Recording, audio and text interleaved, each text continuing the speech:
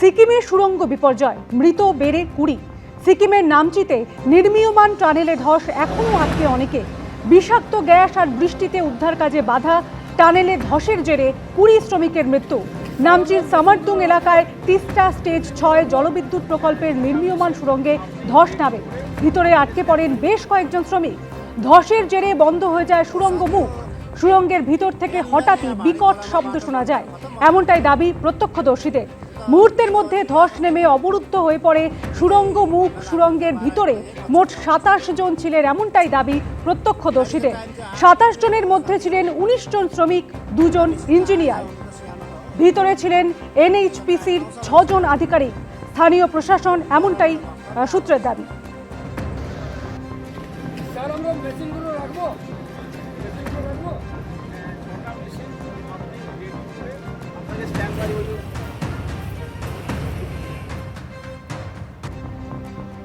জলপাইগুড়ি ডিস্ট্রিক্টের 9 জন অ্যাফেক্টেড আছেন, তো সেই নিয়ে আমরা আইডেন্টিফাই করেছি ওনাদের ফ্যামিলি মেম্বার্স যারা যারা যাওয়ার জন্য চেয়েছিলেন তাদেরকে নিয়ে যাওয়া হচ্ছে।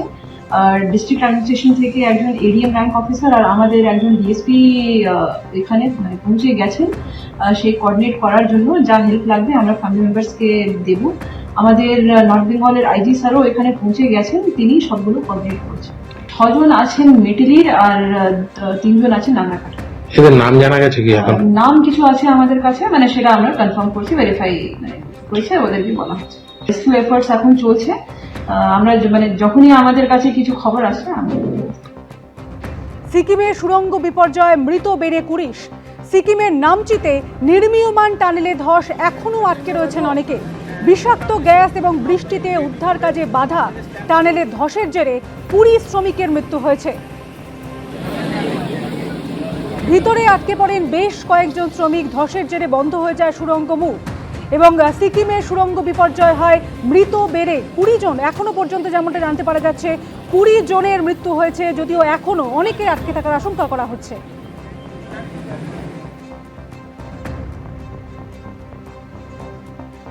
দু সালের 28শে নভেম্বর উত্তরকাশী সুড়ঙ্গে আটকে থাকা 41 জন শ্রমিককেই সুস্থ অবস্থায় উদ্ধার করা হয়। যন্ত্র বিকল হয়ে যাওয়ার পর হাতে ধ্বংসস্তূপ কেটে আটকে পড়া শ্রমিকদের কাছে পৌঁছান উদ্ধারকারীরা।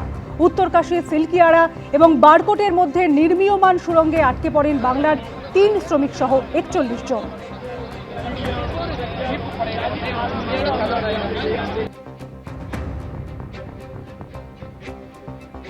পরিবর্তনের বাংলায় এক অন্যরকম 21শে জুলাই দেখল পশ্চিমবঙ্গবাসী। বিড়লা তারামণ্ডলের সামনে রাস্তায় কালীঘাট তৃণমূল, মেয়ো রোডে ঋতব্রত তৃণমূল শহীদ স্মরণ করল। অন্যদিকে দিল্লির রাজঘাটে শহীদ দিবস পালন করলেন এনসিপিআইতে মিশে যাওয়া বিদ্রোহী সাংসদরা। তৃণমূলের 2 শিবিরের আকচাকচির বাইরে বহুদিন বাদে তেড়ে ফুড়ে উঠে শহীদ স্মরণ করল কংগ্রেসও। টুকরো টুকরো তৃণমূল 21শে জুলাইয়ের শহীদ স্মরণও এবার ভাগে ভাগে নানা জায়গায় ছড়িয়ে ছিটিয়ে। শহীদ নিয়েও টানাটানি, ভাগাভাগি। কতটা স্মরণ আর কতটা রাজনীতি তা নিয়ে বিতর্ক ছিল, বিতর্ক থাকবেই। শুধু বিতর্ক নেই তৃণমূলের 2 শিবিরের মধ্যে শত্রুতা নিয়ে। যে গদ্দাররা ইডি বাঁচাতে, সিআইডি বাঁচাতে, সিবিআই বাঁচাতে চলে গেছে নিজেদের রক্ষা কবচ নিতে, তাদের জন্য আমি বলি ক্ষমা করুন, আপনাদের আর প্রয়োজন নেই। সমস্ত সম্মান নিয়ে আমি রাজ্যের প্রাক্তন মুখ্যমন্ত্রীর কাছে জানতে চাই, দিদি কেন এই তদন্ত কমিশনের রিপোর্ট আপনি প্রকাশ করলেন না? কাদের বাঁচাবার ছিল? একদা এক ঘর, এক উঠোন, এক 21শে জুলাইয়ের সতীর্থরা আজ একে অপরের শত্রু, বালিশচাটা। কে আসল কে নকল, লড়াইয়ে বাদ গেল না কিছুই। যারা গা বাঁচাতে, পিঠ বাঁচাতে বালিশ চাটার গ্রুপে যাচ্ছে, এদেরকে তৃণমূল বলবেন না, বলবেন বালিশ চাটা। খালি বিসি বললেই হবে। বিসির অনেক মানে হয়, বালিশ চাটা। আমি আর বেশি কিছু বললাম না। শুনে রেখে দিন মমতা বন্দ্যোপাধ্যায়, আপনাকে সেলিব্রিটি বাংলার মুখ্যমন্ত্রী অভিষেক বানায়নি। যারা বানিয়েছে এই হাজার হাজার লাখ লাখ তৃণমূল যুব কংগ্রেসের কর্মীরা। তৃণমূলের দুই শিবিরের আকচাকচির বাইরে বহুদিন বাদে তেড়ে ফুঁড়ে উঠে শহীদ স্মরণ করল কংগ্রেস। এক মঞ্চ সব নেতা। এই মমতা ব্যানার্জি আজকে শহীদ দিবস পালন করার নাটক করছেন। এই মমতা ব্যানার্জির হাত ধরে এ বাংলায় বিজেপির অনুপ্রবেশ হয়েছে। অতীতে তৃণমূলের 21শে জুলাই মানেই ছিল ভিড়ে ঠাসা রাস্তাঘাট, রাজপথ ধর্মতলামুখী, প্ল্যাকার্ড, ব্যানার, ফেস্টুন, বাহারি সাজে কালারফুল, মঞ্চে অভিনেতা অভিনেত্রীদের ভিড়, ডিম ভাত, ক্ষমতা যেতেই সব ভ্যানিশ। যে শিয়ালদা স্টেশনে 21শে জুলাই এই সময় মানে একেবারে ভিড়ে গম গম করতো, একাধিক ক্যাম্প থাকতো, এখানে পুলিশের বিশাল অ্যারেঞ্জমেন্ট থাকতো। সেই পুলিশের অ্যারেঞ্জমেন্ট রয়েছে, এখানে দেখতে পাচ্ছ পুলিশের উচ্চপদস্থ আধিকারিক থেকে পুলিশের অ্যারেঞ্জমেন্ট সেটা রয়েছে। নেই শুধু হচ্ছে তৃণমূল কংগ্রেসের কর্মী সমর্থকেরা, নেই শুধু হচ্ছে তৃণমূল কংগ্রেসের কোনো ক্যাম্প। অন্যদিকে দিল্লির রাজঘাটে শহীদ দিবস পালন করলেন এনসিপিআই সাংসদরা। সব মিলিয়ে পরিবর্তনের বাংলায় এক অন্যরকম 21শে জুলাই দেখল পশ্চিমবঙ্গবাসী। আশাবুল হোসেন, কৃষ্ণেন্দু অধিকারী ও সুকান্ত মুখোপাধ্যায়ের রিপোর্ট, এবিপি আনন্দ। তৃণমূলের 21শে জুলাই, আর সেখানে এদিন দিনভর চলল কালীঘাট তৃণমূল বনাম ঋতব্রত তৃণমূলের টানাপোড়েন। কে আসল তৃণমূল? এ প্রসঙ্গে একে অপরকে আক্রমণ করল তৃণমূলের দুই শিবির। ঋতব্রত বন্দ্যোপাধ্যায় বললেন, শহীদ দিবসটা রিয়েলিটি শো বা ক্যাটওয়াকের মঞ্চ নয়, গান বাজনা ছাড়া আন্দোলন হয় নাকি? পাল্টা প্রশ্ন তুললেন মমতা বন্দ্যোপাধ্যায়। শহীদ দিবসে তর্পণ করে নিজেদের আমরা অর্পণ করলাম আগামী আন্দোলনের সাথে। দিদি কেন এই তদন্ত কমিশনের রিপোর্ট আপনি প্রকাশ করলেন না? কি বাধা ছিল? কাদের বাঁচাবার ছিল? ভোটে ভরাডুবির পর ভেঙে খান খান হয়ে যাওয়া তৃণমূলের প্রথম প্রকাশ্য সমাবেশ। মঙ্গলবার সেই 21শে জুলাইয়ে দুই শিবিরের মধ্যে চলল দিনভর টানাপোড়েন। কেউ কাউকে ছেড়ে কথা বললেন না। শহীদ দিবস কোন রিয়েলিটি শো এর মঞ্চ নয়। শহীদ দিবস তথাকথিত সেলিব্রিটিদের বাস থেকে নামিয়ে প্যারেড করাবার মঞ্চ নয়। বলছে আমাদের মিটিংয়ে নাকি গানা বাজনা হয়। আরে গান ছাড়া কোনো আন্দোলন হয়? শহীদ তর্পণ হয়? যখন আন্দোলন খাদ্য আন্দোলন হয়েছিল, সলিল চৌধুরীদের মানুষরা কি গান গেয়েছিলেন? জান দেবো তবু মান দেবো না। কে আসল তৃণমূল আর কে আসল তৃণমূল নয় তা নিয়েই চলল চাপানোতর। আসল তৃণমূল আমরা, নতুন করে বলার দরকার নেই। সাইনবোর্ড টাঙিয়ে দিলে অস্তিত্ব রক্ষা হয় না, ওটা বিজেপির সাইনবোর্ড। তদন্ত কমিশন যে রিপোর্ট জমা দিল, সেই রিপোর্টকে ঠান্ডা ঘরে পাঠিয়ে দেওয়া হলো। সেই রিপোর্ট পড়ে হয়তো মনে হলো সরকারের যে অনেক লোক বিপদে পড়ে যাবে, কাউকে কাউকে বাঁচাতে হবে, তাই রিপোর্ট ঠান্ডা ঘরে পাঠিয়ে দেওয়া হলো। এখন এই ভাবের ঘরে চুরি কেন? প্লেইং টু দ্য গ্যালারি কেন? তৃণমূল আসলে কার, এই নিয়ে বল এখন নির্বাচন কমিশনের কোর্টে। তা নিয়েও চলল আকচা আকচি। চোর ডাকাত গদ্দারদের ছেড়ে কথা বলবো না। আর তুমি আমার সিম্বল কাটলে আমি মানুষ যে সিম্বল গ্রহণ করবে, যদি সেই সুযোগ আসে আমি ছাড়বো না, আমি সুপ্রিম কোর্ট পর্যন্ত দেখব। আর যদি কারো, তোমাদেরও মনে রাখবে, তোমাদের সবটা কেড়ে নেব। সিম্বল নিতে যদি যেতে হয় এ অবধি, মানে সুপ্রিম কোর্ট অবধি, তার মানে কি? তাহলে আপনি কনফিডেন্ট নন। মগের মুলুকে যারা শাসন করেন তারা আইন কানুনের তোয়াক্কা করেন না। উনি সুপ্রিম কোর্টে যদি না হয় আন্তর্জাতিক আদালতেও যদি যাওয়ার সুযোগ থাকে সেটাও যেতে পারেন, কোনো সমস্যা নেই। লোকসভায় তৃণমূলের 20 জন বিদ্রোহী সাংসদ এনসিপিআই এ মিশে যাবার পর মঙ্গলবার দিল্লির রাজঘাটে শহীদ দিবস পালন করেন। গদ্দাররা ইডি বাঁচাতে, সিআইডি বাঁচাতে, সিবিআই বাঁচাতে চলে গেছে নিজেদের রক্ষা কবচ নিতে। ধনে মানে প্রাণে সম্পদ নিয়ে আর নিজের পরিবার নিয়ে ভালো থাকুন। আপনারা মানুষের পরিবার নয়, আপনারা তৃণমূল পরিবার নয়। দ্যাট ইজ দ্য রিয়েলিটি, এটা হচ্ছে বাস্তব। দেখুন, রাজনৈতিক সৌজন্য বলে তো একটা বিষয় আছে, এবং আমি ওই লেভেলে নামবো না, কিন্তু কে চোর, কে বালির টাকা, গরুর টাকা, সোনার টাকা, কনস্ট্রাকশনের টাকা কোথার থেকে নিয়েছে সেগুলো দেশের মানুষ জানে।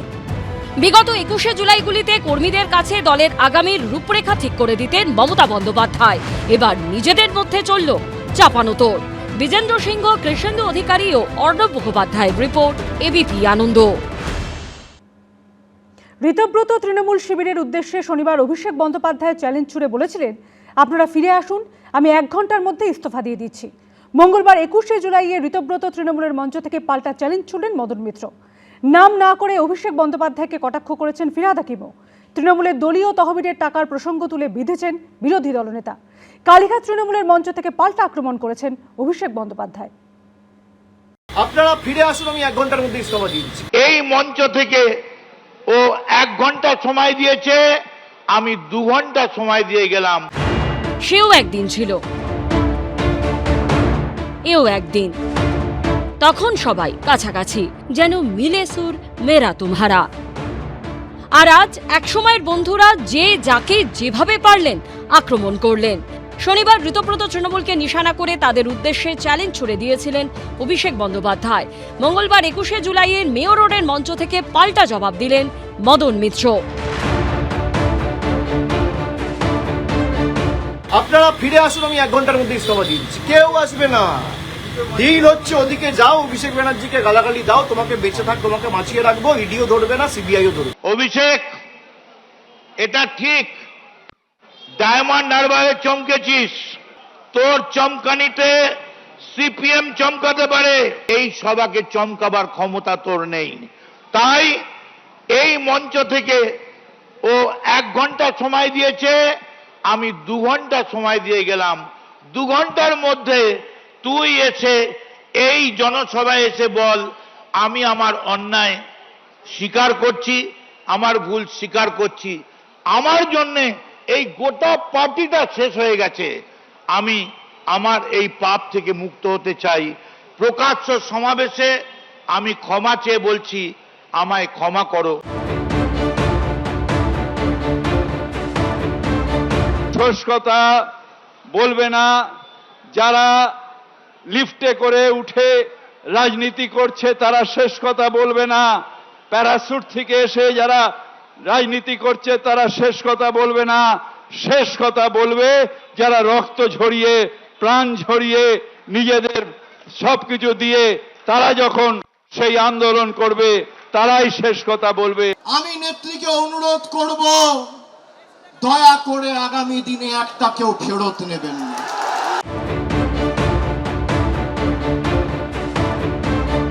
ছোট্ট ছেলে কত কষ্ট করে রোজগার করে লিপস অ্যান্ড বাউন্সের নামে, আজ সমস্ত টাকাটা দিয়ে প্লেন আর হেলিকপ্টার কিনে সেই দিয়ে গোটা পার্টিটার খরচ চালায়।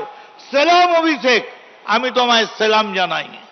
কিন্তু যেদিন খবরের কাগজে দেখলাম অরূপ বিশ্বাস গিয়ে তালা চাবিটা মেরে দিয়েছে, সেদিন জানতে পারলাম ওই টাকাটা অভিষেকের পিতৃদেবের ছিল না, ওটা তৃণমূল কংগ্রেসের টাকা ছিল।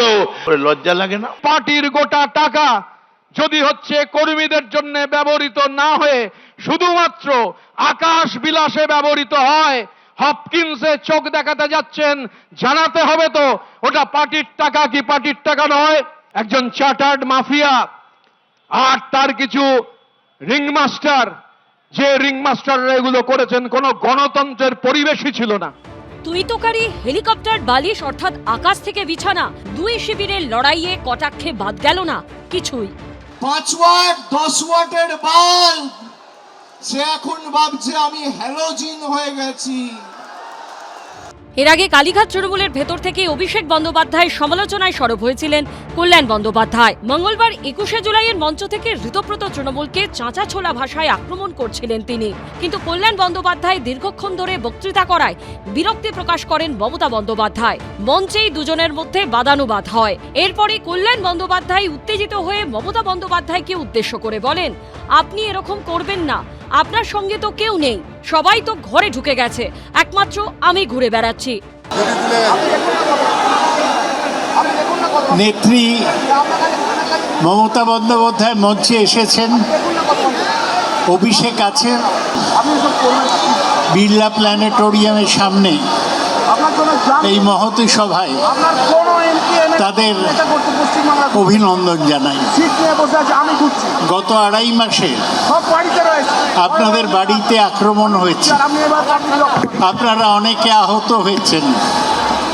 এই মন্তব্য করেই মঞ্চ ছেড়ে চলে যান কল্যাণ বন্দ্যোপাধ্যায়। যদিও পরে এই বিষয়ে প্রতিক্রিয়া জানতে চাওয়ায় তিনি বলেন, শারীরিক অসুস্থতার জন্য তিনি মঞ্চ ছেড়ে চলে যান। অর্ণব মুখোপাধ্যায়, অনির্বাণ বিশ্বাস ও পার্থপ্রতিম ঘোষের রিপোর্ট, এবিপি আনন্দ। এবিপি আনন্দ, এগিয়ে থাকে, এগিয়ে রাখে।